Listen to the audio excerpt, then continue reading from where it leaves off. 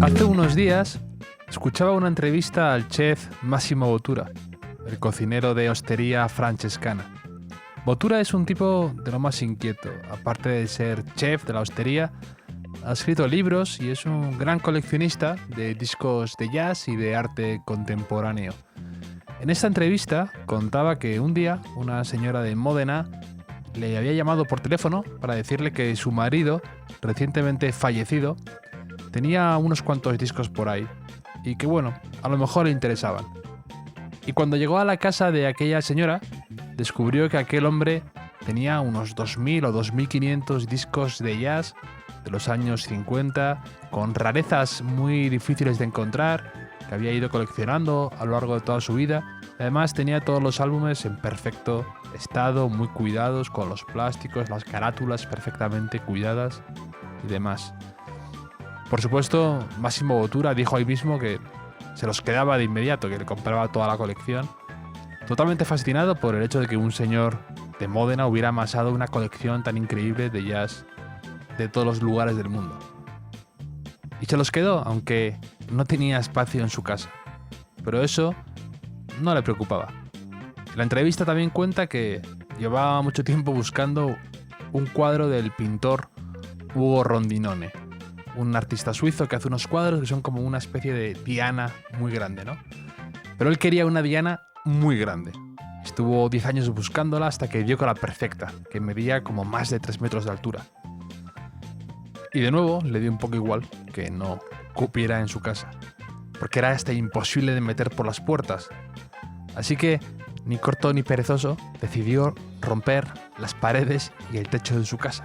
Contrató a alguien para que se las ingeniara para romper literalmente las paredes y el techo y dar cabida a ese cuadro. Y a continuación decía: el arte va sobre soñar, no importa tanto si es imposible, si te dicen que no cabe, si te dicen que eso no pega ahí, lo que sea. Si la idea te gusta, hay que encontrar el camino. Y eso te hace hasta mejor persona. Art is about dream. It's not about how big it is, if it's fit well, or it looks good in that place. Oh, that's good. No, that's decorative. Art is dream. It's about dreaming, like music, like the dream is something that make you a better person. Y es que a veces lo divertido es precisamente intentar meter un dromedario por el ojo de una aguja, aunque te digan que es del todo imposible, aunque te muestren fotos con el tamaño de un dromedario y el de una aguja y te digan que no hay forma. Porque lo importante es lo que uno aprende por el camino intentándolo, que luego quepa o no llega a ser hasta secundario. Lo divertido es buscar al dromedario, dar con la aguja y encontrar el método. Y todo esto me hizo pensar en algo que me dice a menudo mi invitado de hoy, Elvis Santos. Elvis me suele repetir una cosa: lo perfecto es enemigo de lo bueno. Es decir, que hay que hacer las cosas, no permitir que te pueda la teórica imposibilidad de un proyecto. No buscar un problema para cada solución, en definitiva no buscar excusas. Hacer y ver hasta dónde puedes llegar.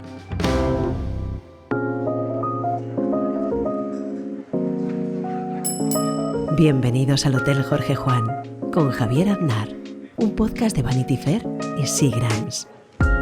Elvis es el director general de Shackleton Madrid, una agencia de publicidad creativa en la que muchas veces han tenido que romper el techo para dar cabida a la creatividad, a lo imposible, a ideas un tanto locas y, en definitiva, a los sueños.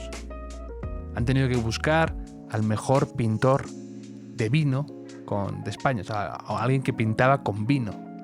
Han creado un tren fantasma en el metro de Madrid, han convencido a Guti para hacer un anuncio haciendo de Guti y muchas más cosas entre locas, divertidas y creativas. Y sobre todo esto y sobre los anuncios y la creatividad y cómo la publicidad tiene impacto hoy en día, vamos a hablar en el podcast de hoy mientras nos tomamos un refrescante y aún veraniego Seagrams tónica. Así que colgad el cartel de no molestar en la puerta y espero que disfrutéis tanto como yo de esta charla.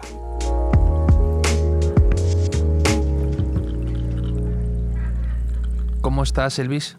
¿Qué tal, Javier? Encantado de estar aquí. Siempre he querido tener a Elvis en el hotel. Bueno, es una cosa que me ha perseguido siempre, ¿no? Cuando voy de las fiestas mucho Elvis Left the Building, me ha pasado alguna vez que otra y es parte de mi vida. Mi padre fue un precursor de esto de la marca personal. Pero lo llevas bien. Creo que en el mundo creativo te da un toque distinto, ¿no? Elvis, es como... Sí, o sea, date cuenta que al final yo nací en el 78, o sea, quiere decir que ahora se ponen nombres mucho más originales. En aquel momento, pues no era el nombre más normal. Bueno, de hecho, mi nombre es Elvis Francisco, porque en el año 78, si querías ir a registrarte, tenías que ponerte un nombre cristiano. Mi padre se llama Francisco, mi abuelo se llama Francisco, entonces, claro, estaba clarísimo cuál va a ser el nombre cristiano. De hecho, en mi DNI a día de hoy sigue apareciendo eso y yo qué sé, creo que es la manera de que estuviera encaminado para trabajar en algo relacionado con la comunicación o algo así. Es la broma que le hago siempre a mi padre. Elvis es el director general de Shackleton Madrid, ¿no? Eso es. Y también eres profesor Sí, soy profesor en el ISDI y soy profesor también en el SIC, hablando básicamente de comunicación, reputación. El otro día me topé con una frase que me pareció curiosa y te quería comentarla, ¿vale? A ver qué te parece. Es de un grande de la publicidad, Jeff Goodby. Y decía, como en la arquitectura, mucha de la publicidad es muy difícil de ignorar. Porque te viene a ti en espacios públicos y privados. Y los que hacen publicidad, los que hacemos publicidad, tenemos la obligación moral de crear cosas que sean provocativas, memorables e incluso que te eleven un poco el espíritu. Pues a mí me parece una definición perfecta. Es decir, la publicidad lo que trata es de llamar la atención sobre cualquier cosa. Puede ser un objeto, puede ser un hotel, puede ser una persona o cualquiera. Y en el mundo en el que vivimos ahora mismo, donde hay una lucha por la atención tan sumamente atroz y donde los objetos o personas son tan sumamente parecidos, hacer algo diferente es todo un reto. En ese sentido, la publicidad es un... Si me permites decirlo, es un arte, porque es una mezcla entre ciencia y está fundamentado todos los estudios que hay en relación a la publicidad, pero también es arte porque tengo que conseguir de una manera original llamar la atención sobre un montón de cosas que se parecen a mí. Entonces me parece que la profesión de publicitario tiene mucha parte de artístico y todos los atributos que decía en esa definición me parecen absolutamente acertados.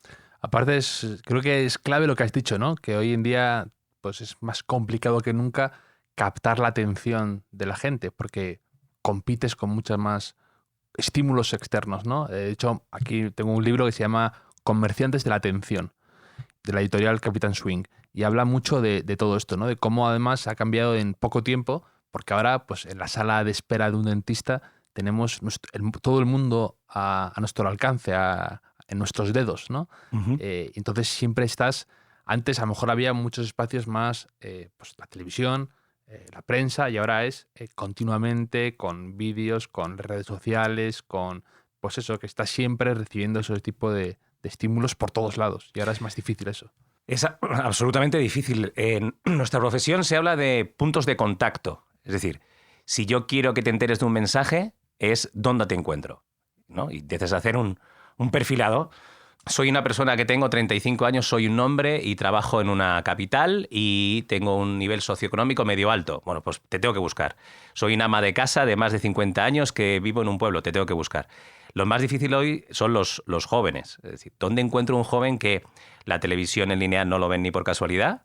La prensa, pues el periódico no sabe ni lo que es, la radio convencional no lo escucha. Dice, si yo quiero que este chico vaya el viernes al cine a ver esta película, ¿cómo lo hago? Dices, bueno, pues tienes muy pocas opciones. O pones un circuito de exterior, que por eso ha subido bastante el precio de los circuitos de exterior en los últimos años, o te encuentro en el ámbito digital. ¿Cómo? Puedo hacerlo de dos maneras. Interrumpiéndote, que es lo que está basado siempre en la publicidad, en el paradigma de interrupción. Tú estás leyendo el periódico y te pongo una página, estás escuchando la radio y te pongo una cuña, estás viendo la tele y te pongo un spot. ¿Cómo puedo hacer? Bueno, pues te puedo poner un pre-roll en YouTube de este viernes estreno de... O puedo hacer una acción para que tú sepas que existe esa determinada película. Nosotros, por ejemplo, hicimos una cosa para Cazafantasmas, que quien quiera puede buscarlo en YouTube, ganó bastantes premios, se llama No Metro, Y lo que consistió es crear un contenido para que los jóvenes vieran y supieran que el viernes era esa película. Entonces, en vez de interrumpirte con un anuncio, lo que hacía era interesarte a través de un contenido para que tú fueras consciente de que ese viernes se estrenaba, en este caso, Cazafantasmas 2. Es que aparte de lo de la interrupción que tú mencionas, hace que la publicidad tenga que ser, o es agradecido que sea al menos, pues eso, creativa, o que tenga algo de humor, o que sea un reto para el que está, para el consumidor, para el que está al otro lado recibiéndolo, ¿no? Y por eso a mí me gusta mucho la publicidad, porque estoy muy de acuerdo contigo con lo que dices de que es un arte, porque yo creo que reúne unas cosas que me interesan muchísimo, que es en una coctelera, por así decirlo, metes el lenguaje, ¿no? Usar bien las palabras de una forma adecuada para llamar la atención, para resumir unas ideas que quieres transmitir, y luego también toda la parte artística de pues, dirección creativa, de gente que hace buenos vídeos, de algo visual, de diseño, la tipografía, todo eso me encanta. Y esa mezcla con humor, ingenio y contar, al fin de cuentas es contar una historia. Sí, eso es contar una historia y además es contar una historia en un tiempo limitadísimo. Claro, que eso es aparte del añadido ese que lo hace más divertido, si acaso. O sea, yo creo. Absolutamente. O sea, quiero decir, me tienes que contar una historia en 20 segundos. Tú y yo, si nos vemos por la calle, en los 20 segundos sería hola, ¿qué tal? Hasta que nos ponemos en marcha. Entonces, a mí me parece un reto absolutamente titánico y una de las cosas más maravillosas de mi profesión es tratar con creativos. También tiene sus momentos más complicados porque como todas las personas creativas tienen toda su parte menos buena, pero es increíble la capacidad que puedes tener de síntesis, ¿no? Hay quien dice que ser publicitario es ser un generador de aforismos. ¿Cómo puedes sintetizarme en 20 segundos algo y que yo lo entienda y que lo quiera? A mí me parece un reto absolutamente titánico, ¿no? Sin embargo, la publicidad está mutando. De hecho, el propio término publicidad yo creo que poco a poco se va desdibujando. Este podcast es un buenísimo ejemplo, ¿no? Este podcast... es un buenísimo ejemplo de todo, en general, para la sociedad, para la juventud, para todo. Sí, para muchas cosas. Pero me parece, por ejemplo, muy interesante, no quiero hacer mucha la pelota a Telmo y a Germán hazla adelante. en Seagrams, pero me parece muy, muy inteligente y muy osado por su parte decir, este es el ejemplo que te decía antes de no interrumpir e interesar. Es decir, hay un montón de gente, tú sabrás los números, que decidimos que cuando vamos a salir a correr, cuando estamos en el coche, decidimos entrar, en mi caso en Spotify, buscar el podcast y ponerlo. O sea, soy yo el que decide que me quiero acercar. Y yo sé que es un podcast, en este caso, de Seagrams con Vanity Fair. Y cualquiera de los que lo escuchamos, además de la palabra chisporroteante, sabemos todo lo que va asociado con la propia marca. Y además hay algo que es fantástico, que es que no estás cada 5 minutos hablando de la marca o metiéndola sin que tenga nada que ver, interrumpiendo, sino... ¿Qué marca? Seagrams. Sino que sale de una manera natural. Entonces, yo estoy seguro que cuando uno esté delante de un lineal en un supermercado o delante de un bar y donde tienes 10, 15 o 20 tipos de ginebra, hay una que tiene una serie de atributos en tu cabeza que te está llamando, porque lo que tengo que intentar es que sea diferente a los demás. Entonces me parece muy bien. En el caso además de los alcoholes, porque como sabemos todos, no se pueden anunciar en un montón de sitios, entonces tienes que darle más a la cabeza qué puedo hacer para que la gente cuando vaya a un bar elija mi ginebra y no otra. Entonces, como paradigma de el cambio que supone de dejar de interrumpir para empezar a interesar, me parece que es un gran ejemplo de comunicación. Sí, aparte lo que tú decías antes, que estaba muy bien de... En ese tiempo limitado tienes que conseguir un montón de emociones, ¿no? En el otro lado. Y cómo a veces es muy difícil y no basta con tener una buena idea. Hay muchas muy buenas ideas, pero es la ejecución. Para mí lo que me interesa mucho de la publicidad es eso, lo delicado que es, ¿no? En un espacio corto de tiempo tienes que hacer un buen anuncio y corres el peligro de que sea como un plato que la idea está bien, pero que o queda demasiado dulce o demasiado salado o demasiado hecho o demasiado... Y con anuncios puede ser igual, ¿no? Demasiado sensiblero, demasiado fácil, demasiado evidente, demasiado complejo o demasiado largo incluso. Entonces es muy complicado encontrar el ritmo, las palabras adecuadas, la imagen adecuada. Eso a mí me fascina también de los anuncios, cuando sacan ese tipo de imágenes y dices, ¿por qué han escogido esto? ¿Cuáles habrán sido los descartes? Qué curioso, todo eso, me encanta.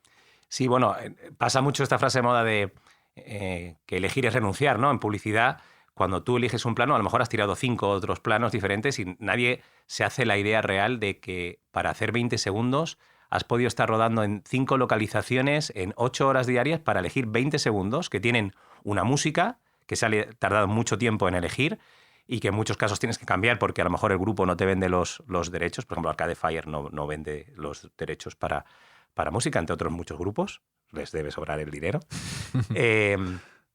¿Qué tipo de dirección de fotografía? ¿Cómo haces el montaje? ¿Qué tipografía utilizas? Es decir, cada decisión son muchísimas horas de trabajo. Lo que es increíble muchas veces es que para 20 segundos de spot puedes estar perfectamente trabajando 6 meses, porque los spots además obedecen a una estrategia de marca. Es decir, yo cuando tengo una marca lo que quiero pensar es cuál es mi ADN de marca, qué quiero ser. Y más en el siglo XXI, porque tú antes podías no ser lo que realmente eras. Tú podías ser una cosa y contar que eras otra. Hoy por hoy, los hechos son los que fundamentan lo que llaman reason to believe de las marcas. Es decir, si yo soy una marca, no puedo contar nada que no es porque ya existen las redes sociales. Y la gente me puede decir, tú estás diciendo esto, pero en realidad no eres así. Por lo tanto, no te creo tu discurso. Hoy la gente nos puede responder y eso para mí ha sido el grandísimo cambio, no solo en publicidad, sino en la comunicación en los últimos 20 años. Cómo se ha roto el monopolio del emisor. Es decir, antes quien podía tener un alcance grande sobre la sociedad podía ser o un medio de comunicación o un famoso, pero hoy por hoy cualquier persona que tenga ciertas capacidades puede conseguir que su mensaje llegue no solo en su país, sino a nivel mundial, ¿no? Y esa ruptura del monopolio ha hecho, entre otras cosas, que las marcas o las instituciones no puedan decir ciertas cosas porque la gente les afea que están mintiendo y tienen un altavoz quizá no tan grande, pero sí muy grande, y si se asocian acaban teniendo un altavoz incluso más grande que los emisores de antaño. Por ejemplo, volviendo a lo que decías de lo de la música, me he quedado pensando también que es muy curioso porque cómo hay anuncios que secuestran para siempre ya una canción, ¿no? O sea, que hay canciones ya que las asocias a una marca para siempre y que ni te acuerdas del grupo. Yo me acuerdo tenía un disco que se llamaba Canciones de los Anuncios o algo así. Entonces era como cada canción, pues esa típica canción, pues la de Wizard, de Island in the Sun, que era la de un anuncio de Telefónica. Uh-huh. Entonces, como al final tú esa asociación ya, y a veces hasta acaba un poco agotando, ¿no? Cuando es demasiado, cuando tiene demasiada presencia ese anuncio y está durante años. También me acuerdo el anuncio de la canción de Are You Gonna Be My Girl de Jet, que era de Vodafone. Sí. Entonces también que al final acaba agotándote. Bueno, al final date cuenta que la publicidad de lo que vive mucho es de repetir, ¿no? Claro. Cuando tú vas a hacer una campaña, compras presión publicitaria y OTS, que son las oportunidades para que alguien vea tu anuncio. Al final lo que vas haciendo es como escuchar a los 40, es decir, tanto escuchas una canción que te acaba gustando, sí. Y que la sigues mucho. Tú te cuenta, por ejemplo, el chaval de la Peca, Hombre, que se convirtió en el tío más famoso ese verano y tuvo todos los bolos del mundo por la canción Libre de Amena. O en su momento, por ejemplo, que nos pasaba con Radical, ¿no? Y que había ciertos grupos que hacían publicidad relacionado con ciertas marcas de refrescos y esos grupos a lo mejor hacían One Hit Wonder y no los volvías a ver absolutamente aquel nunca. Disco mítico de Pepsi. De Pepsi, Generation Next, que sacaban ahí a Train, a las Deviot, hicieron muchas... Es que, de hecho, en publicidad uno de los gastos más importantes es la música porque muchas veces, y más ahora con el fenómeno de la doble pantalla, el sonido es absolutamente clave. Es decir, claro, lo de lo antes te refieres a estar viendo el multitasking, ¿no? Claro, tú estás viendo la televisión y estás a lo mejor viendo tu iPad, o estás leyendo, o estás viendo otro vídeo, o estás escuchando música, lo que sea. Entonces, muchas veces no estás prestando. La televisión es parte de nuestro hogar. Lo mismo con una cuña de radio, que la radio puede estar de fondo. Entonces, el sonido puede hacer que tú levantes la vista para ver algo. Por eso, la publicidad al final es una amalgama de cosas y cada una tiene una importancia. La imagen es importante, la voz en off. O sea, cuando tú vas a hacer una cuña o vas a elegir la voz de alguien, hay un briefing de una página que quiero un hombre entre 30 y 45 años, que tenga capacidad para la ironía. Te mandan 3 o 4 tipos de locutor, tú lo eliges, vas a un estudio y te puedes pasar perfectamente, nos ha pasado la semana pasada, 3 horas en un estudio de grabación, porque quiere que la palabra utilice más el acento en un determinado, que 1 o 2 palabras, que le dé más musicalidad, que el cierre vaya a una velocidad diferente. El cierre es cuando metes el mensaje de marca, vaya a una velocidad diferente. O sea, al final hay muchos trabajos en un único trabajo. Y te quería preguntar, por ejemplo, tú, un anuncio para ti de tu infancia o que tengas tú asociado en tu cabeza, un anuncio famoso o un anuncio que te hizo enamorarte de la publicidad. Yo creo que muchas veces los anuncios que nos acordamos es por las situaciones que vivíamos o porque nos hacían hablar. O sea, puede que los de infancia no tengan que ver tanto con lo bueno o malo que eran los anuncios, sino con cómo los utilizabas, ¿no? Claro. Es decir, Nocilla, es decir, la canción de leche, cacao, avellanas y azúcar, nos la sabemos absolutamente todos, ¿no? Que es el fenómeno del jingle que en España además se hizo muy bien, ¿no? Es decir, en el mundo del jingle, ahora mismo cualquiera de los que nos esté escuchando le están llegando un montón. Yo soy aquel negrito del África tropical, las muñecas de Famosa se dirigen al portal. Es decir, se trabajaba mucho y muy bien, sobre todo en los años 60 y 70 en España, todo el mundo fenómeno del jingle, y todos lo hemos utilizado. ¿Qué es lo bueno que tiene la publicidad? La publicidad acaba traspasando las pantallas para convertirse en algo absolutamente cultural. Sí, sí, sí. Y lo que aspira cualquier creativo, aunque no lo digan, también los que no somos creativos y trabajamos en una agencia, es que alguien empiece a utilizar ciertas palabras. Si no hay casera, nos vamos. Sí, sí, sí. ¿No? sí. Hay que decir, todos nosotros, si nos A mí ponemos me daban analizar, dos, todo eso. a mí me daban dos. Es decir, hay una cantidad de vocabulario y de frases que hemos utilizado desde la publicidad que hoy por hoy, mucha gente puede que no sepa ni el origen. Es decir, gente que dice, si no hay casera nos vamos, hay gente que la diga y quizás, como nos pasa cuando los padres nos hablaban de Zotal y todas estas cosas, ¿no? Que no sabía lo que era, pero ya se lo escuchabas a tu padre Sí, y entraba en el vocabulario, ¿no? Eso debe ser el sueño de él. Igual que una marca es el sueño cuando yo creo que logra secuestrar el propio producto, ¿no? Por ejemplo, Kleenex, ¿no? Cuando tú consigues que eso tenga el nombre de tu marca ya, incluso aunque no sea de esa marca, que eso me parece a mí siempre como decir, ahí has tocado techo, pues esto igual. Y de hecho, otro día en una entrevista a Jeff Goodby leí, que es el creativo este que te he dicho antes la frase, decía que es de la agencia Goodby and Silverstein, decía, mi sueño, o sea, mi mayor ilusión es cuando yo me suba a un taxi después de un día de trabajo y le digo, estoy hablando con el taxista y cuando le menciono algo de una campaña de, a lo mejor de leche, él sabe perfectamente a cuál me refiero y que es la mía. Dice, es cuando yo he logrado traspasar y me he metido ya y me he insertado en la cultura popular. Y dice, eso no hay nada más gratificante que eso. Sí, es que la publicidad es lo bueno que tiene, ¿no? Es que al final hay una cosa que es clave, que es tocar. Nosotros tenemos todos nuestro hemisferio izquierdo y derecho, ¿no? Es decir, la publicidad hace un montón de años iba hacia la parte solo racional, ¿no? Decía, cierre centralizado, elevalunas eléctrico. Eso es lo que se contaba en un anuncio, nuevo Citroën AX. Sí. Entonces, te contaba qué era lo que tenía el coche. Entonces, ¿qué pasa? En el momento en el que todos los coches ya tenían ABS, cierre centralizado, digo, ¿cómo hago yo para que esta persona quiera comprarse este coche, ¿no? Por ejemplo, mi director creativo favorito, que es Tony Segarra, hemos hablado alguna vez de él, de hecho me invitaste en su momento al Club Matador a ver una charla suya, con su agencia SCPF hizo algo maravilloso, que es hacer un anuncio de coches donde no salía el coche. O sea, él le ha contado en este programa de Imprescindibles que echaban en Televisión Española, ¿no? Y en un documental que hicieron sobre él. Yo me imagino esa reunión donde le muestran al cliente la campaña y no sale el coche. O sea, yo me imagino al cliente diciendo, ¿y mi coche? Que creo que es lo que dijeron. Y él respondió de una manera muy inteligente, es que no hace falta que te diga que te muestre el coche, porque todo el mundo le dices BMW y sabe lo que es un BMW. Entonces decidieron, en vez de decir, si todos los coches buenos son muy buenos, es decir, todos los coches tienen mucha potencia, son lujosos, tienen buenos asientos, tienen un diseño estupendo, ¿cómo hago yo que alguien quiera comprarse un BMW? Dices, bueno, el BMW tiene una cosa que no tienen los demás, que es tracción trasera. Entonces, ¿y eso quién se lo suele comprar? Pues la gente que le gusta mucho conducir y sentir que están llevando ellos el coche. Dices, bueno, ¿por qué no construimos una plataforma de comunicación de la marca que sea te gusta conducir? Y apelamos única y exclusivamente a las emociones. En el momento que alguien te toca una emoción, esa marca no se te va a olvidar para tu vida. Por eso las marcas están también haciendo cada vez más experiencias, ¿no? Que organizan eventos para que tú tengas una interacción con la marca y que ya tengas sentimientos con esa marca, olores, felicidad o no felicidad, interés, y hace que a partir de ese momento esa marca deje de ser una entelequia y se convierta en algo que te ha tocado, ¿no? Por eso, si hacéis el ejercicio, cualquiera de lo que nos esté escuchando, de pararse y verse un bloque publicitario, habrá algunos que sigan apelando a la razón, que suelen ser normalmente los que están apelando al precio, y luego otros que apelan a la emoción, que la emoción también puede ser generarte miedo o generarte intranquilidad, o hay otras veces que es mucho mejor la publicidad positiva, ¿no? De que quieras algo porque generes interés o porque quieras probar algo, ¿no?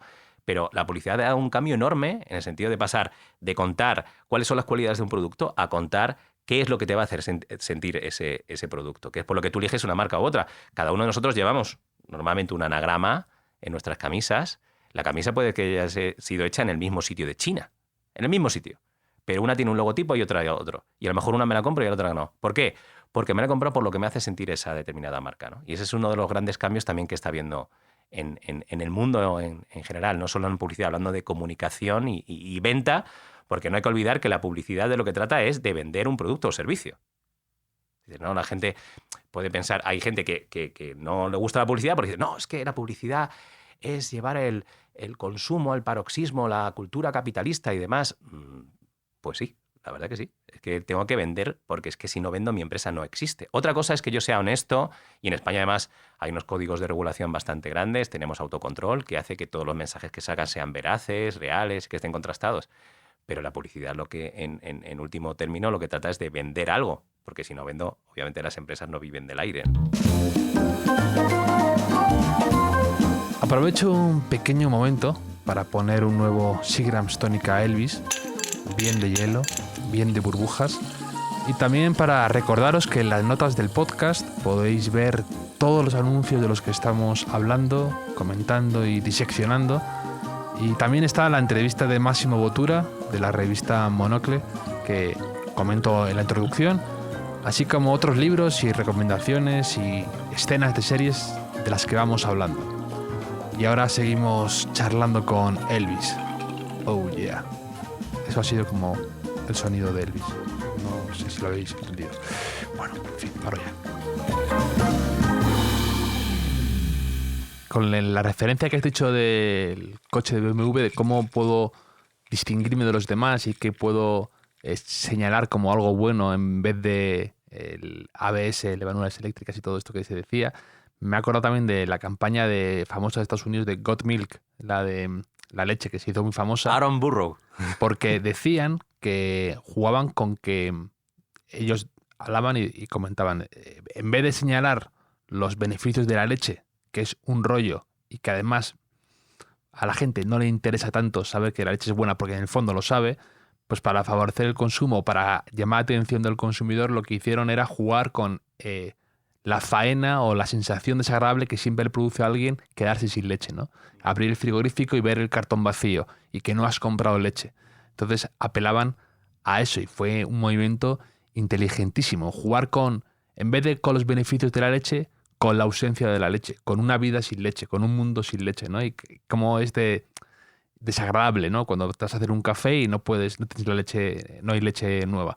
Eso es muy inteligente, jugar con eso, que es la contraria. Y hablando de BMW, también vi un anuncio que me encantó, americano, que era una sin voz y sin nada. Era un coche, un BMW, metiéndose en un túnel de lavado y jugando con lo de ASMR, esto que se ha puesto de moda del sonido.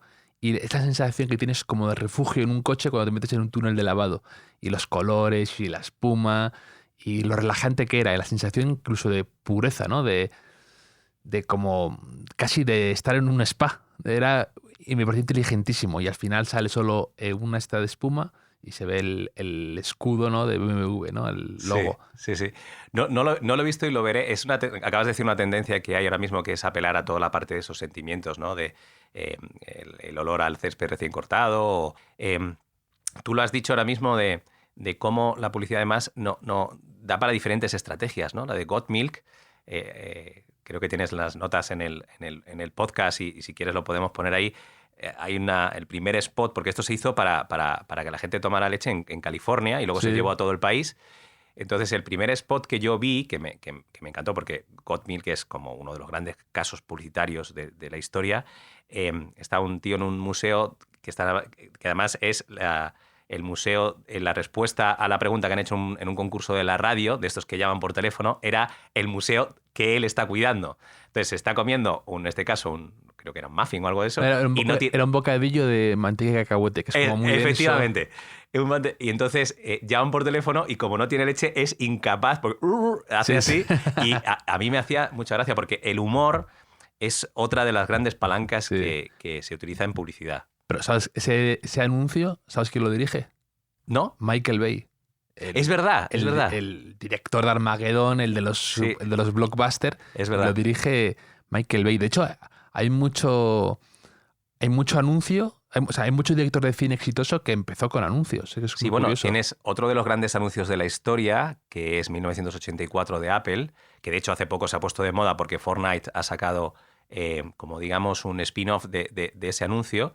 Ridley Scott rodó ese anuncio. En España, por ejemplo, Isabel Coixet ha sido una de las grandes realizadoras publicitarias que lo dio el salto al cine. Este anuncio de 1984 es otro de los grandes anuncios que se han revisado siempre.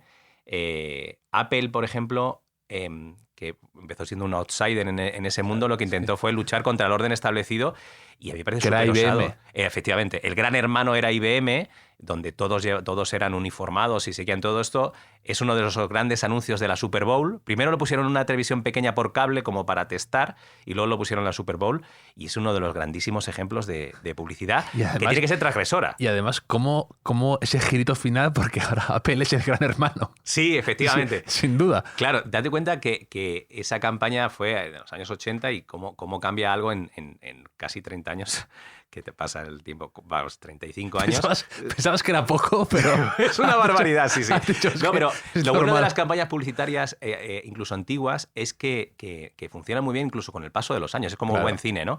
Entonces, 1984, cuando lo ves, que además yo me imagino lo que aspira mucha gente es lo que se dice en argot, romper el bloque publicitario. Es decir, tú estás viendo algo y de repente algo sobresale mucho. Yo imagino que quien estuviera viendo la televisión en aquel momento con esa voz en off, con esa música, con ese tipo de rodaje en blanco y negro y demás, tuvo que alucinar, porque hoy por hoy alucinamos. De hecho, Fortnite ha sido el anuncio que ha elegido como para su lucha contra las grandes plataformas por la problemática que está teniendo donde poner su juego para que sea descargado. Por ejemplo, otro director de cine que ha hecho buenos anuncios es Spike Jonze, que es el de Her, la película que me encanta, y hizo un anuncio para IKEA muy curioso de una lámpara, no sé si lo viste, Sí. que era, en 2002 lo sacó, y era una lámpara que se quedaba antigua, entonces la sacaban, una lámpara de mesa, entonces la sacaban a la calle, al lado de la basura, entonces la lámpara que parecía como de Pixar, ¿no? La pobre la veías así, bajo la lluvia, viendo por la ventana la nueva lámpara que había ocupado su sitio. Entonces de repente llegaba un sueco con bastante personaje y decía, esta lámpara no está viva, realmente eres tú que eres un poco idiota. Esta lámpara nueva es mejor. Entonces, eso fue en 2002 y en 2018 sacaron un nuevo anuncio igual, pero que era una niña que recuperaba a esa pobre lámpara que habían dejado fuera y entonces le daban una nueva vida, ¿no? De leyendo libros, jugando con ella, ese tipo de cosas. Entonces, de repente salía otra vez el mismo sueco 16 años después y decía, si te has emocionado con esto, no es que seas idiota, es lo normal porque reutilizar las cosas está bien. Entonces, como también la sociedad va cambiando e incluso ese anuncio que al principio era un poco más cínico, ahora le han dado un mensaje más positivo, ¿no? Sí. Mira, has dicho una cosa también que es muy interesante, que son los cambios culturales, ¿no? Tú imagínate que un perfume sacara hoy Busco Ajax. Bueno, para empezar, te tiran el anuncio en el minuto 1 cuando lo vayas a hacer. Pero tú, como cuando nosotros veíamos que en esos anuncios de que decían que fumar era bueno y que era estupendo y todo eso, cuando tú ves ahora mismo dice, soberano es cosa de hombres. O como acabo de decir, Busco Ajax. Es decir, hay publicidad que hoy por hoy, solo el mero hecho de planteártela da como miedo, ¿no? De hecho, otra de las cosas que vemos ahora mismo con las nuevas campañas que están saliendo ahora en este mundo, ni siquiera post-COVID, porque yo no sé por qué la gente dice post-COVID, estamos de hecho sufriéndolo actualmente, ¿no? Sale mucho tema relacionado con el cuidado de la gente mayor, el cuidado de los perros y de los animales de compañía o la vida en el campo. O sea, si os fijáis, hoy también cualquiera cuando escuche esto se dará cuenta de cómo se están empezando a abonar ciertos territorios que antes no estaban tan presentes en nuestra vida, ¿no? Porque la publicidad también es un poco el reflejo de la sociedad de ese momento, porque es la manera de conectar. Si no reflejas la sociedad, no conectas, que es la base de todo, pero de todo en general, de la comunicación, de ti mismo haciendo este podcast, es que conectes con alguien. que puedes conectar de diferentes maneras, pero si no conectas, la gente en esa economía de la atención dice, mira, Javier, no te voy a dar este ratito, prefiero dárselo a otro podcast o a escuchar a otro grupo de música que tengo también en Spotify, porque está a un dedo de distancia de cualquier tipo de contenido, ¿no? Por eso es muy importante saber cómo atraer a alguien y no solo atraerla, sino luego además mantener dicha atención. Aparte es verdad lo que dices y es peligroso al mismo tiempo, porque yo creo que si tú pecas de eso, de hacer demasiado caso al momento, ¿no? Para empezar, te puedes quedar desactualizado y luego también que se te ve la trampa. Yo creo que hay veces que dices, este anuncio es demasiado evidente a lo que quiere apelar. Incluso luego hay otros mecanismos que son eternos, como antes has dicho, que es, por ejemplo, el humor, ¿no? El humor siempre va a funcionar bien si está bien ejecutado, que es muy complicado de hacer eso en un anuncio corto, que tenga gracia, que no sea tonto, que sea un reto para el espectador, que tampoco sea algo muy complejo, y eso se mantiene siempre, nunca va a pasar de moda. Y a veces lo otro, desde mi punto de vista, se queda rápidamente desactualizado, o ves un poco de oportunismo a veces. Sí, de hecho, hay una cosa que sucede en publicidad, en muchos ámbitos en general, que es que tú cuando vas a hacer algo tienes como un checklist, ¿no? Dices, ¿sale el logo grande? Sí. Sí. ¿Hablamos del producto? ¿Sale bien el producto? Sí. ¿Está rodado bonito? Sí. ¿Hago caso a todo lo que está en el...? Sí. ¿Es relevante para el cliente? No. ¿Por qué? Porque he conseguido al final un producto absolutamente artificial donde cumplo con el briefing y he puesto el check en todo el briefing, pero te ha quedado como algo vainilla, ¿no? Que sí, perdón para los que les guste mucho la vainilla, pero sí. Te ha quedado algo que dices, bueno, está bien, pero lo voy a poner y va a ser paisaje publicitario. Es decir, totalmente, que no va a cambiar la percepción de alguien. Dices, yo hice mi parte del curro, sí, he hecho mi spot perfecto, pero no sirve de nada. Es como escribir. Dices, no ofende a nadie, pero tampoco llama atención de nadie, ni tampoco le gusta a nadie, ni tampoco propongo nada novedoso, ni tampoco es algo estimulante para el lector. Y corres ese peligro también en el tema de escribir, que lo veo paralelo ahí con lo que comentas, exactamente. Sí, porque no, o sea, que decir, la fórmula todos lo sabemos. Dices, hombre, si haces una historia de chico, chica deja al chico, el chico pasa una temporada tal, se lo pasa bien con los chavales, luego la chica tal, luego viene la redención y luego se casan, dices, ya, pero luego hazme una película que mole de 90 minutos. Dices, bueno, claro, es que eso es muy difícil. Dices, claro, porque la fórmula la puedes aplicar, pero luego necesitas que todo eso esté hilado y que funcione realmente bien, ¿no? Que es esa parte de tocar. La parte del humor que has dicho antes, para mí es una parte muy relevante porque a todos nos gusta el humor. Puede haber diferentes tipos de humor, pero funciona, ¿no? Incluso una marca puede utilizar y convertirlo en su tono. Por ejemplo, Campofrío, que vende, con todo el cariño, salchichón y chope y jamón de York, ha conseguido desde el 2011 hacer una publicidad donde lo que hace es intentar conseguir que nos riamos, ¿no? De hecho, han puesto a rescatar incluso a humoristas que hay gente que ya ni los conocían. Y han hecho del territorio del humor un territorio propio y han conseguido, además, la clave de la publicidad, porque si no nos quedaríamos sin trabajo, que es resultados. Es decir, que la marca se venda. Si tú vas a un lineal, yo no sé si vosotros sois unos gourmets del chope y del jamón de York, pero si te vas a comprar jamón de York, tienes 7 tipos de jamón de York. Si te pones a mirar lo que hacemos todos, la etiqueta de qué parte de jamón de York tiene y qué parte de fécula, almidón, no sé qué, todos están ahí, son primos hermanos. ¿Y por qué elijo una y por qué no elijo la otra si valen €1? Pues elijo por lo que me hace sentir esa marca o porque reconozco ese logotipo. La gente dice, no, la publicidad es mentira, no funciona. Claro que funciona. De hecho, habrá que decirle a esa persona por qué tienes el frigorífico lleno de esos productos. No, porque son muy baratos o porque no sé qué. No, la publicidad obviamente funciona porque crea valor sobre un producto y la gente decide comprar ese producto porque lo ha visto. Y en función de el trabajo que yo haya hecho previamente para diferenciarme de los demás, yo puedo conseguir que sea aún más relevante. Claro, cuando más actúas con el impulso, ¿no? O sea, cuando juegas con eso, cuando haces que el consumidor quizá no tenga que tomar todas las decisiones pensando, comparando precios, etiquetas, ingredientes, sino que ya juegas con esa predisposición porque le suena más, porque le haces un guiño, porque te asocia con una cosa agradable, de un humor o lo que sea. Claro, porque al final la marca hoy por hoy también lo que tiene es una reputación y lo que quiere es darme confianza. Es decir, ¿por qué elegimos un periódico? Dices, mira, yo no tengo tiempo para estar mirándome tropecientas web. Necesito a alguien que me cuente qué está pasando. Y dices, bueno, pues voy a elegir que me lo cuente este determinado periódico o este otro determinado periódico porque me fío de todo eso. Porque no quiero, igual que el supermercado, yo voy a un sitio y dices, necesito que me lo pongas fácil. Es decir, ¿por qué tengo que elegir una marca? De hecho, hay gente que le agota ir a un supermercado. Porque tiene que tomar un montón de decisiones. Lo que te facilita la publicidad es, tú no te preocupes que yo soy un buen producto, cómprame a mí. Y dices, bueno, pues eso, como facilitador de decisiones, está también la publicidad, porque lo que acaba diciendo la publicidad, que en realidad es lo que acaba haciendo toda la comunicación, es crear una reputación y una imagen mental. Que tú digas Volvo y directamente te saca la palabra seguridad.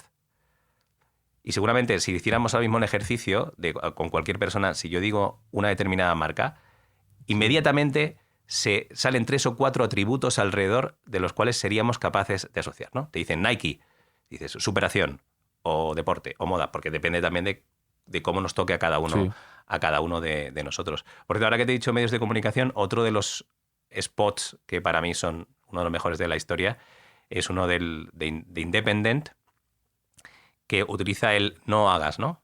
Se llama Don't Read, ¿no? Es un discurso publicitario que son lo que decimos en argot, es una campaña muy basada en el copy, o sea, la importancia que tiene exactamente el mensaje que vas haciendo.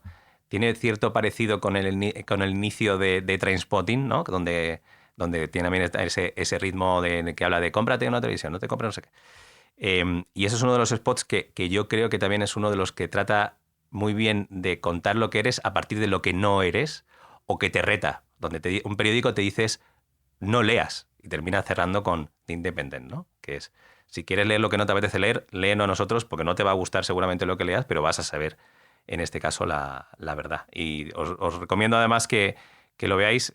Tony Segarra, que hablábamos antes, dice que también es uno de los grandes spots de la historia. Sí, porque aparte de ese anuncio, me acuerdo que es de hace años, pero las imágenes también son muy poderosas. No fumes, sí, no comas, no dale. Sí, digamos que para que los que nos estén escuchando es un poco Luke Guy Ritchie, ¿no? El tipo de imagen o incluso Ken Loach en alguna de las cosas que podemos ver, pero es el tipo de montaje que utilizan, ¿no?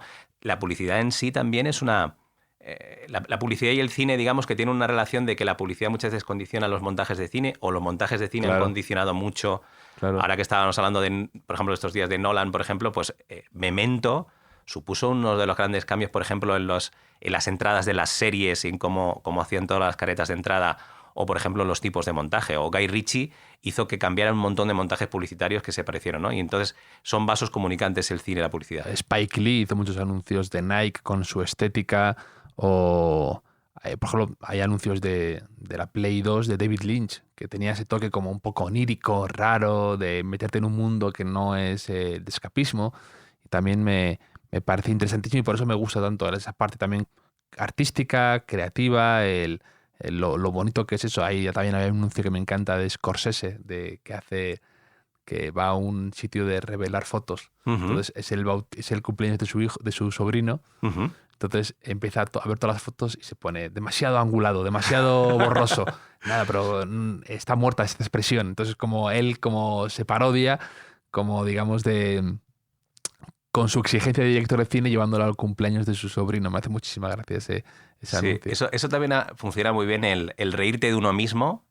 Y eso te diré que es más americano que español. Yo creo que en Estados Unidos es muy común ver, yo lo veo mucho en jugadores de fútbol americano que son enormes, que son deportistas muy admirados y que pues de superación y todo esto, haciendo publicidad en la que ellos se ríen de ellos mismos. Salen bailando, salen un poco parodiándose como brutos o como gente a lo mejor que no es lo más inteligente en la toma de decisiones. Pero reírse de uno mismo ahí me parece inteligentísimo. Y aquí creo que a veces se hace un poco menos. Yo creo que es una muestra de inteligencia. Yo creo que tiene que ver mucho con la cultura americana, que muchas veces se ríen mucho de sí mismos, no tienen tanto miedo al ridículo. Yo creo que los europeos y los españoles en general tenemos mucho miedo al ridículo. Nosotros hemos hecho 2 cosas con deportistas que no son los más dados a hacer estas cosas, sobre todo no solo por ellos mismos, sino por sus clubes o representantes. Una se llamaba la quiniela de Guti, donde Guti salía, digamos, tirando de todos los clichés relacionados con sí mismo, que es que administraba un poco los esfuerzos en el campo, que era un poquito diletante. Sí, me gusta, tienes los eufemismos estudiados. Sí. En esta profesión se aprende mucho a utilizar eufemismos por la cuenta que te trae.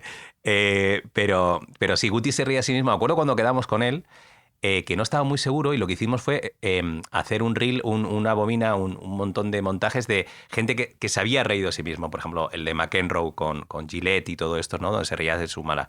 También hicimos una cosa con el equipo McLaren. De ese anuncio de Guti era maravilloso. Salía a la piscina. Sí, salía a la piscina, eso, sí. Ahí es cuando de repente dices, qué inteligente está siendo Guti aquí. Porque se está riendo del mismo, pero también con los demás. Y entonces, de repente... tiene otro carisma ese personaje, de repente. Sí, porque yo creo que lo que tú decías, que es una muestra de inteligencia cuando te ríes de ti mismo, ¿no? Y te puedes reír de tu fama. El spot comenzaba con un plano de él despertándose a las 3:30, luego le daban un masaje, luego tiraba una pelota y estaba su Doberman al lado, ¿no? Un bulldog, y decía, así me gusta, que nadie te diga que tienes que correr, ¿no? Genial, es Entonces, genial. ese spot además estaba muy pensado no solo para que ocupara un espacio rompiendo un bloque publicitario, sino para que la gente hablara sobre ello, para conseguir lo que llaman publicity, es decir, que salgas en los medios sin pagar por ello.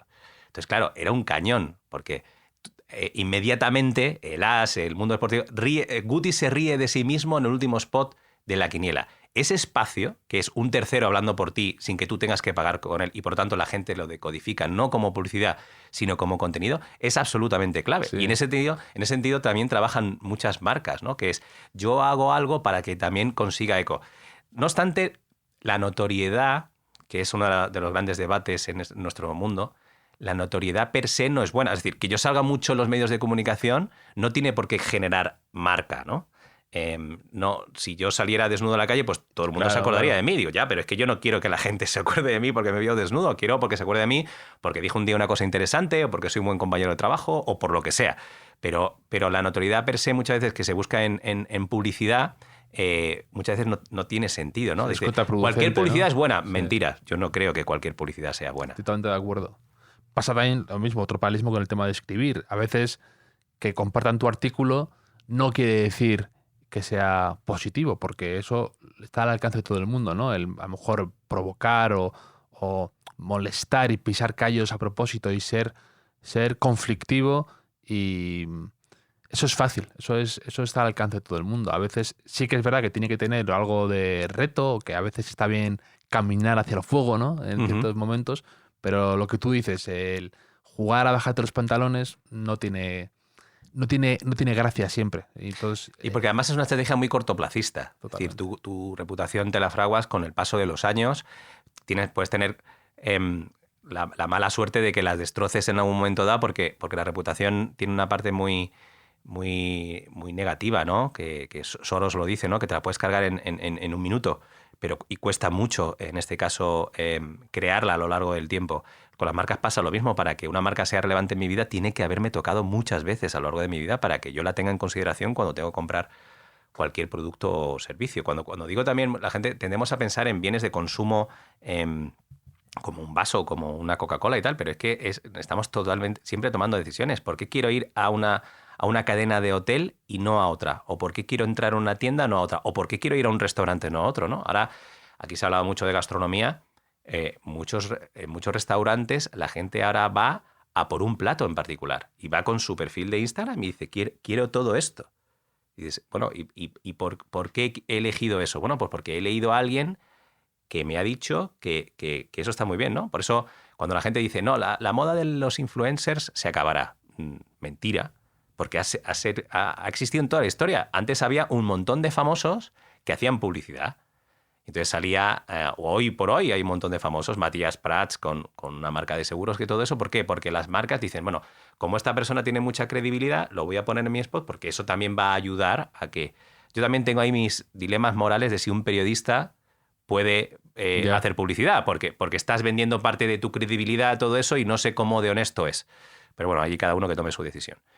A donde voy es que los famosos han vendido productos toda la vida. Lo que pasa es que ahora también los famosos han perdido su monopolio, porque tú eras famoso porque hacías algo y tenías, en este caso, tu correspondiente cuota de notoriedad en los medios. Pues salías en la tele y ahora salen en Instagram, que claro, es la nueva tele o lo que sea. Y ahora yo no necesito haber hecho algo como para tener un poder de influencia. Es decir, aquí, por ejemplo, estuvo Alberto de Luna, que creo que no se dedica profesionalmente a la gastronomía.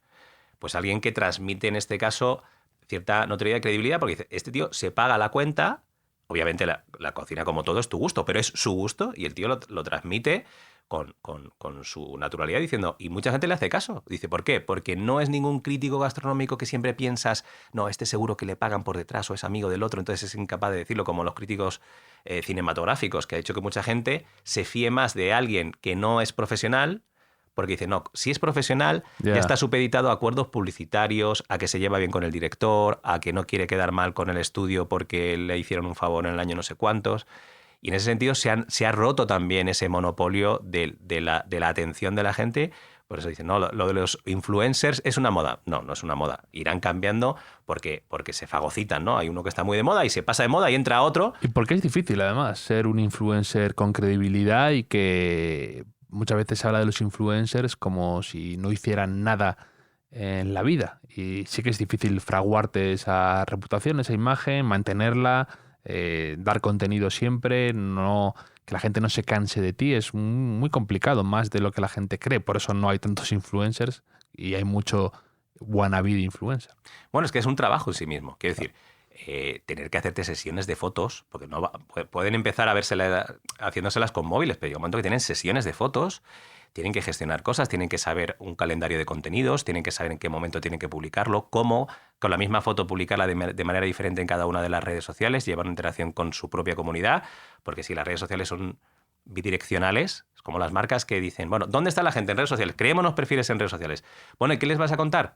No, yo no voy a hablar con ellos. Dices, bueno, pero que es un espacio bidireccional. Dices, no, pues a mí si me preguntan algo yo no voy a contestar. Dices, pues entonces, ¿para qué estás? O sea, si yo por la calle te doy buenos días y tú pasas de largo, diré, pues este tío, ¿qué le pasa? ¿No? Es decir, las marcas muchas veces entran en muchas cosas por modas y luego no se saben adaptar al entorno, ¿no? Ahora, por ejemplo, está muy de moda hacer un podcast. Claro, la teoría está muy bien. Quiero hacer un podcast, que eso es una de las cosas que está en los últimos briefings que yo he recibido. Dices, vale, pero ¿qué contamos? Es decir, tú tienes capacidad, bien por tu territorio de conversación, por la historia de tu empresa y tal, ¿quién va a contarlo? ¿Lo cuenta el CEO? ¿Lo cuenta el director de marketing, el director de comunicación? ¿Buscamos a una tercera persona que lo haga? Es decir, que eso que se dice que el papel lo aguanta todo es así, pero lo importante luego es qué haces. No pensar solo en la moda, porque sí, a lo mejor sí tiene sentido que tu empresa haga. Por ejemplo, yo creo que todo lo que está haciendo IKEA con el branding content, que está haciendo el branding content, para los que no lo sepan, es contenido pagado, que los medios antes lo ponían muy diferente, ¿no? Ponían publireportaje o pagado, ahora ponen el balcón de las marcas, ¿no? Porque también los medios tienen que vivir de algo. Y ellos quieren promocionar sus productos de descanso, entonces están haciendo reportajes sobre el sueño. Hoy, por ejemplo, yo leía uno en El País que me parecía interesantísimo y es un contenido de una marca, que habla de cómo duerme la gente en un submarino, donde siempre hay la misma luz. Qué interesante. Claro, y dices, bueno, pues esto es una marca la que lo facilita, no es el propio medio, que a lo mejor se le podía haber ocurrido en este caso al País, ¿no? Pero es una marca la que lo cuenta. Y dices, no es hacer branding content, que la moda está muy bien, dices, ya, pero exactamente ¿qué quiere contar? Algo, tienes que claro, tengo que aportar algo, si no... efectivamente.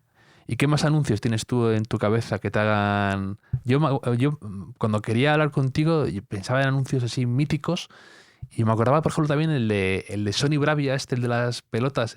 Con la canción de José González. Efectivamente, que es la canción esa que es perfecta, la canción para eso. Es perfecta, absolutamente perfecta. Pero son estos anuncios, ¿verdad?, que tocas como todas las teclas y que 20 años después se puede seguir analizando porque dices, qué buena idea, estaba ahí. A mí es lo que me gusta muchas veces es eso, es de la idea estaba ahí delante y esto lo han sabido ejecutar y lo han sabido llevar. Sí, yo creo que la frase más repetida en los festivales, que se va mucho, el mundo publicitario, como todos los mundos artísticos, tiene chorrocientos premios. Y la frase que escuchas más es qué cabrón, ¿no? Porque tú estás viendo y dices, qué cabrón, ¿cómo se le ha ocurrido esto? ¿No? Y es como la frase que se repite continuamente con todo eso. Y dices, joder, estaba ahí, ¿no? Estaba ahí y no lo vi. Siempre me ha hecho mucha gracia el tema de lo de los anuncios de televisores, porque tú estás viendo un anuncio de un televisor en tu televisor, claro, y sobre todo los que tratan de contarte la calidad de imagen, y dices, pero si lo estoy viendo en el mío. Pero sí, es uno de los spots que a mí me gusta. A mí me gusta también mucho todas las marcas que han trabajado durante muchos años con una misma agencia y la agencia ha ayudado a crear esa marca, claro, ¿no?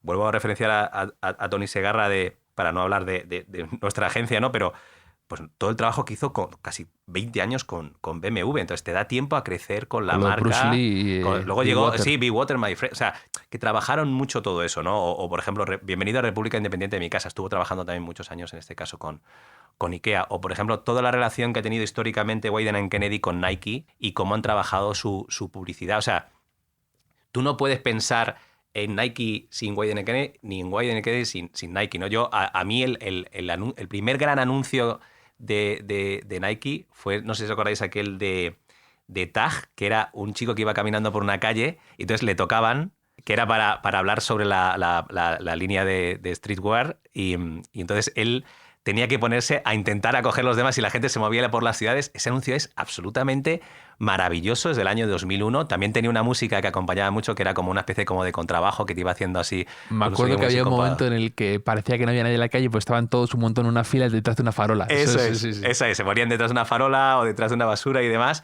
Y a mí es un anuncio porque además contaba mucho lo que era, ¿no? Nuestros compañeros ahora de Droga 5, que me hace mucha ilusión decirlo porque a nosotros como agencia nos compró el año pasado Accenture. Fíjate lo curioso, ¿no? Que una consultora haya comprado una agencia de publicidad y es porque saben que hoy cada vez más es absolutamente importante la comunicación, la publicidad, vamos a llamarle comunicación como paraguas general, para vender productos o servicios, ¿no? Y no es que se haya metido Accenture, se han metido prácticamente todas las grandes consultoras. Bueno, pues compraron también Droga 5, con lo cual, aunque sea solo por similitudes, a uno le pone muy contento. Droga 5 lleva también los últimos años trabajando con Under Armour.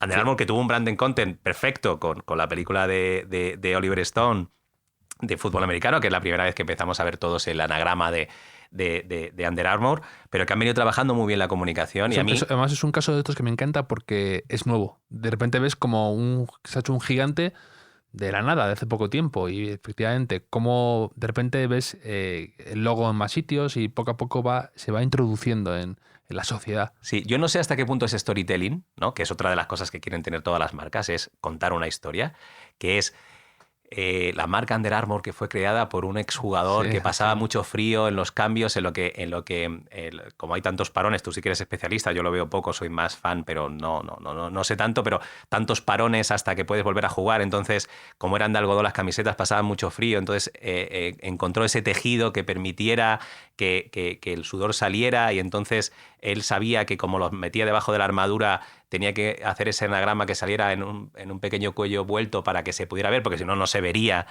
cuál es la marca. Y entonces fue el que fue a ver a Oliver Stone, al jefe de vestuario de Oliver Stone, para que lo pusiera esas camisetas en la película, y entonces labra todo eso. Y dices, bueno, como inicio está muy bien, pero luego tienes que hacer cosas, ¿no? Ahí, para mí, y creo que ya lo hemos hablado alguna vez de él, hicieron un anuncio con Michael Phelps.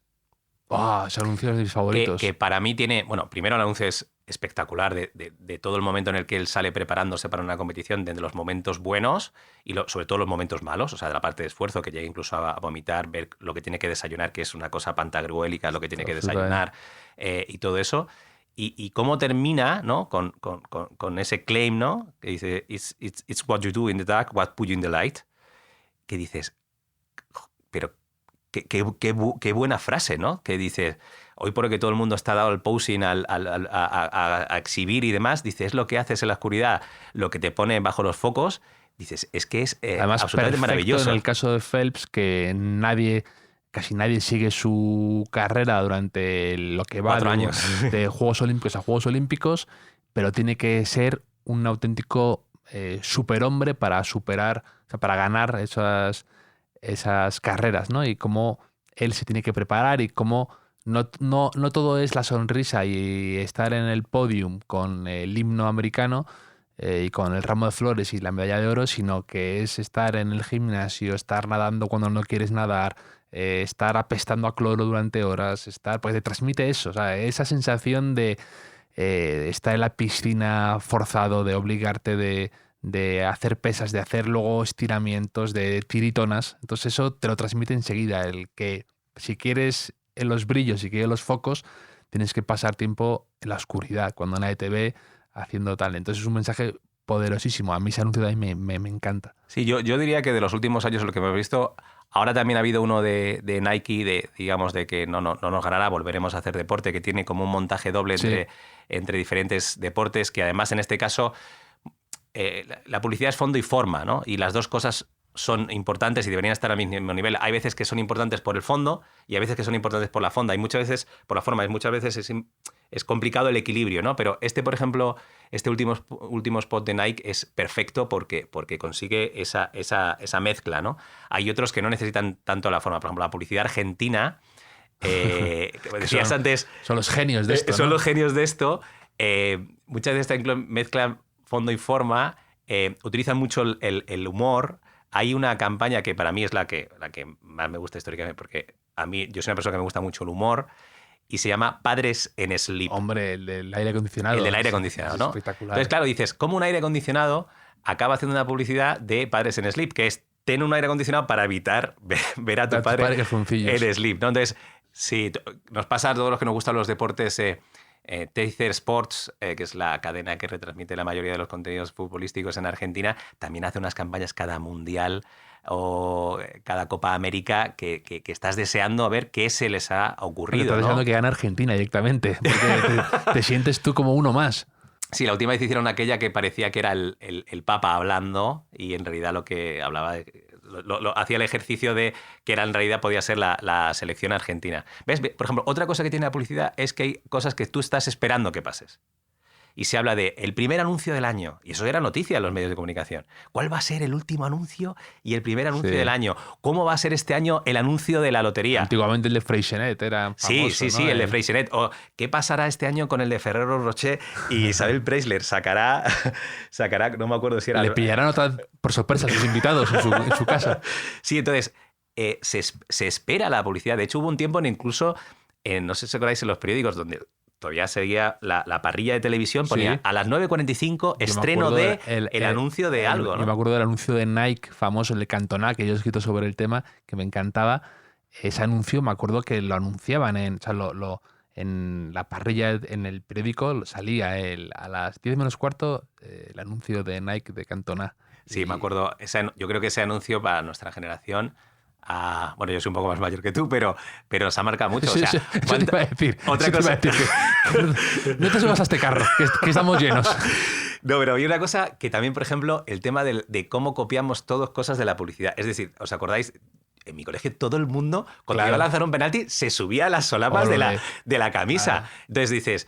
O, por ejemplo, hay cosas que tienen que ver que no son publicitarias, pero están pensadas por publicitarios, ¿no? Aquel concurso de mates de la NBA, donde antes de hacer un mate se inflaba las zapatillas. Sí, claro. Dice, eso es infinitamente mejor que cualquier spot, porque estás en el momento en el que está sucediendo, tú paras, dejas la pelota al lado y te inflas las zapatillas. Entonces, ¿qué hacíamos? Los que hemos jugado baloncesto, porque en el fútbol somos los más matados del mundo, yo no he visto a más gente comprarse las mismas zapatillas en mi vida, porque todo el mundo se creía que ya se iban a convertir en los mejores saltadores y todo eso, ¿no? Entonces, hay otra cosa de la publicidad que es cómo consiguen todo eso. Hablábamos antes del vocabulario y también los gestos. Y ese de Cantona hizo que se pusieran todos los colegios de España de moda en levantarse las solapas de la camisa.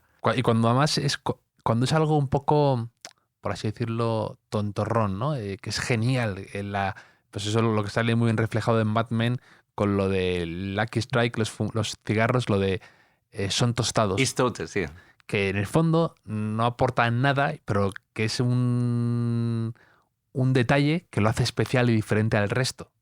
Porque que sean tostados de repente le daba como un aspecto más, o algo más saludable, incluso sin serlo, pero era increíble conseguir eso. Sí, esa escena, a mí, yo utilizo muchas escenas de Mad Men para dar las clases, porque incluso ahora cuando das clases tú no puedes estar una hora hablando, tienes que hacer parones porque la gente tiene menos atención, sobre todo cuando ya tienes que ir a darla a una universidad, ¿no?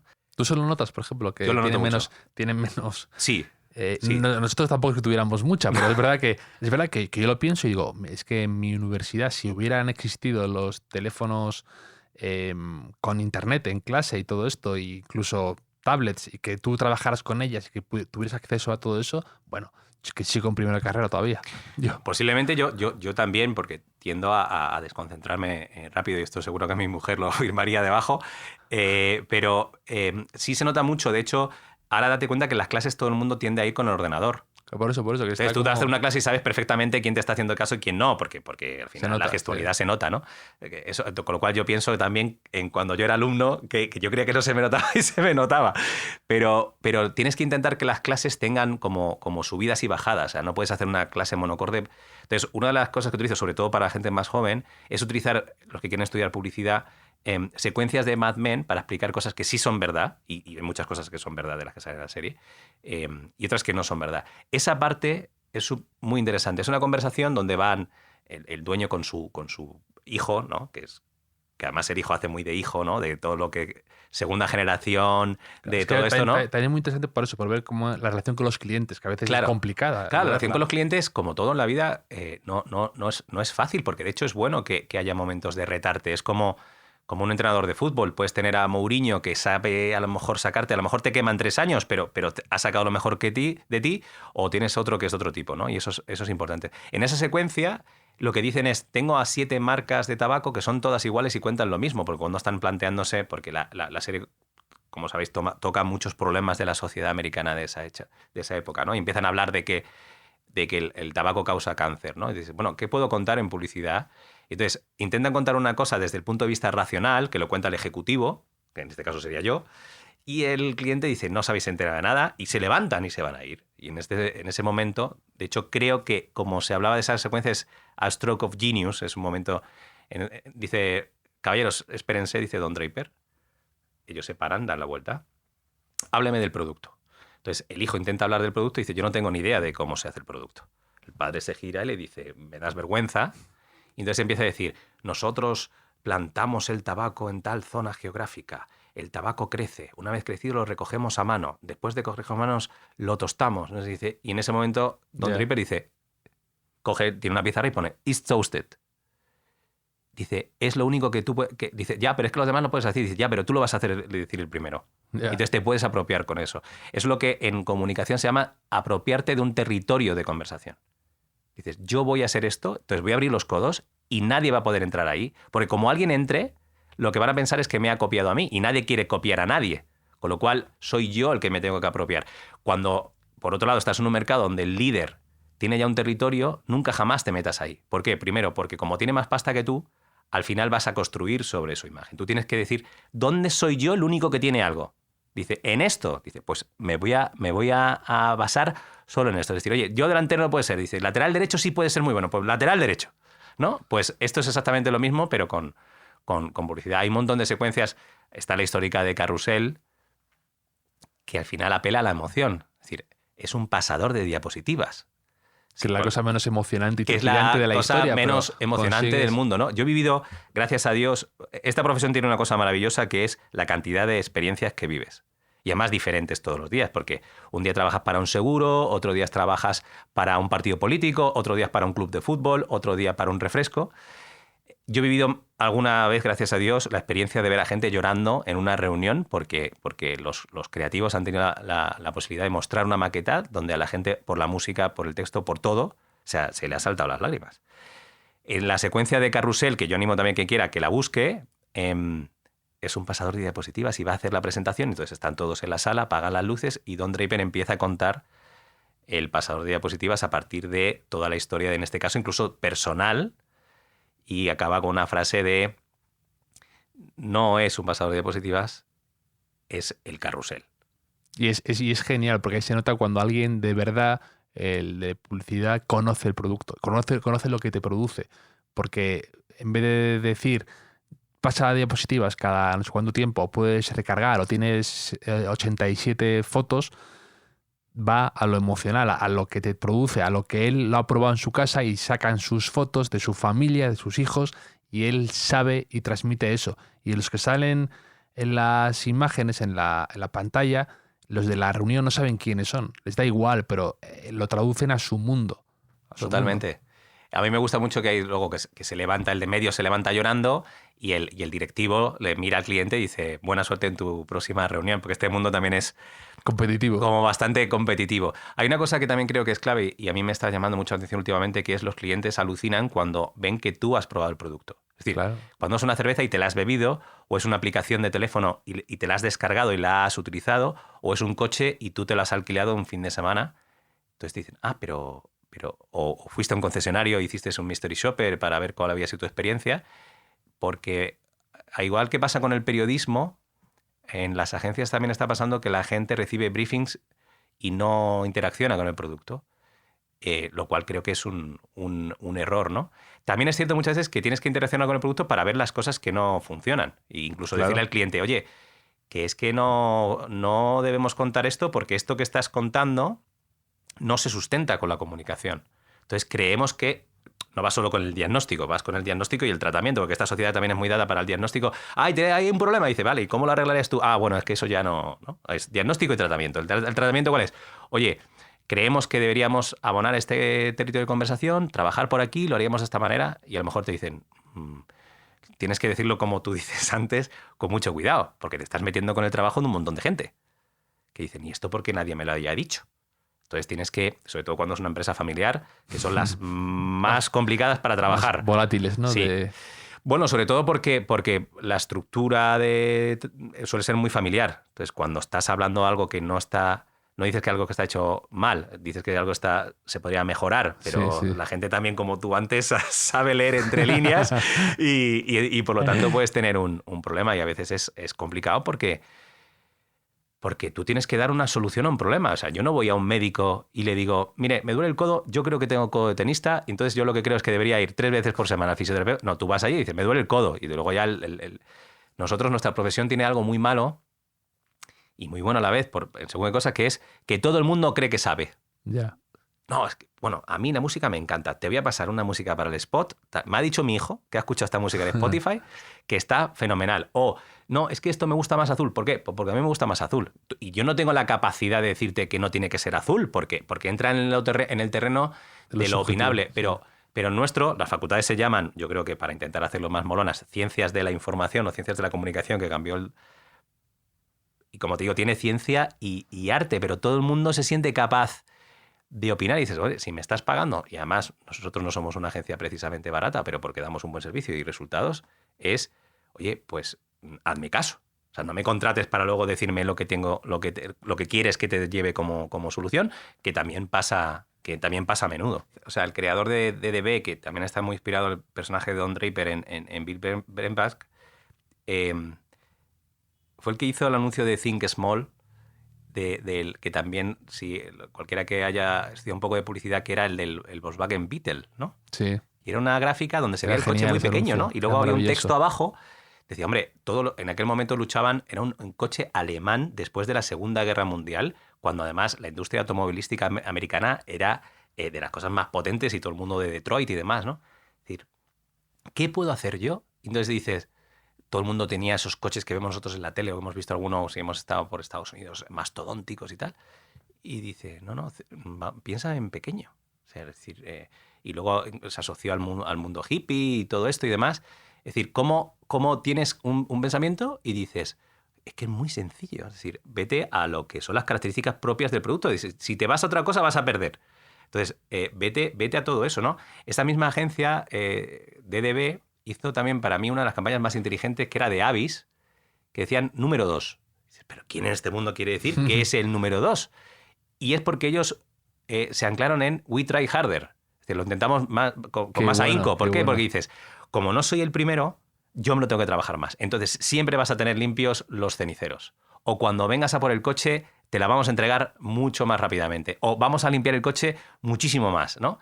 Entonces dices, qué osado y qué fácil, ¿no? Dices, Y qué claro, difícil como soy el segundo... Qué difícil de venderlo al cliente, eso es lo que tú decías, ¿no? Claro. El de convencer a... Hay un anuncio, por ejemplo, que me encanta de Spec Jones para Gap, que Gap era como la marca un poco también, pues eso, un poco básica, ¿no? De sin arriesgar demasiado. Querían hacer un cambio de imagen, entonces contrataron a Spec Jones para hacer un vídeo, un anuncio.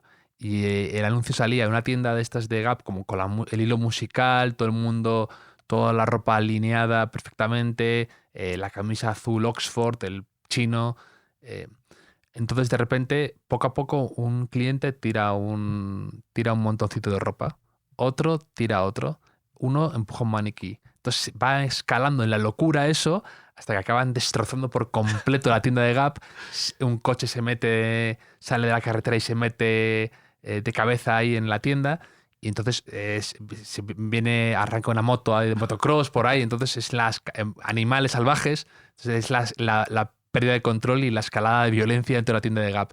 Y entonces eso no lo sacaron. O sea, lo echaron a volar un poco, pero lo cortaron porque no querían los propios clientes ver una tienda de Gap destrozada. Por si acaso animaba a la gente a crear el caos. Y entonces ahí el cliente como que tiró de las riendas para atrás. Sí. Pero que hay un trabajo ahí complicado de convencer a ese cliente de esa idea osada, porque lo que tú decías, me parece inteligentísimo lo de transmitir vamos a estar ahí siempre haciendo la goma al primero, intentando siempre estar ahí para ganarnos el primer puesto.